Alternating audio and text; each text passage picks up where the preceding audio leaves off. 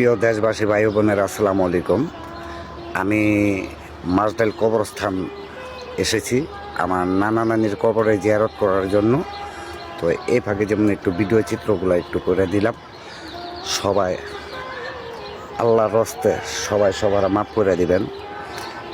আর এই দুনিয়ায় যারাই আছেন, থাকতেছেন, বাস করতেছেন, এই দুনিয়া ভাই চিরস্থায়ী না। চিরস্থায়ের চিন্তা ভাবনা করবেন। সবারই একদিন যাইতে হবে ভাই মরার জন্য। দেখছেন কি সাহিত্য ঘুমাই রয়েছে ভাই। পৃথিবীর শ্রেষ্ঠ ঘুম।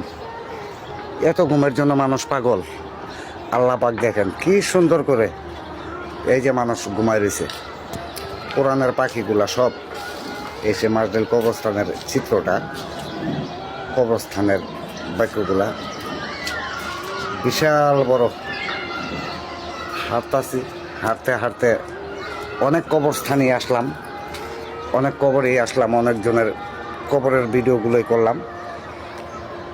ভাই ভালো জিনিসের ভালো সাপোর্ট করেন, মন্দর কাজে কেউ যায়েন না। আল্লাহকে স্মরণ করেন। সবাই একদিন মাটির তলে সবাই যাম ভাই, কারো মাপ নাই।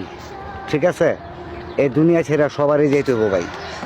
আল্লাহর রস্তে সবাই সবার মাপ করে দিবেন ভাই। কারো প্রতি কেউ দাবি রাখবেন না ভাই। এই যে শুয়ে রয়েছে, দেখুন তো তাদের কোনো টেনশন আছে?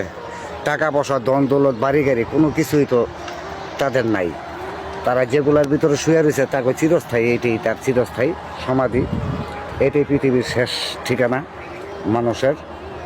তো কি বলবো ভাই, আল্লাহ পাক রাব্বুল আলামিন আমাদের খুব সুখে শান্তিতে রাখছে।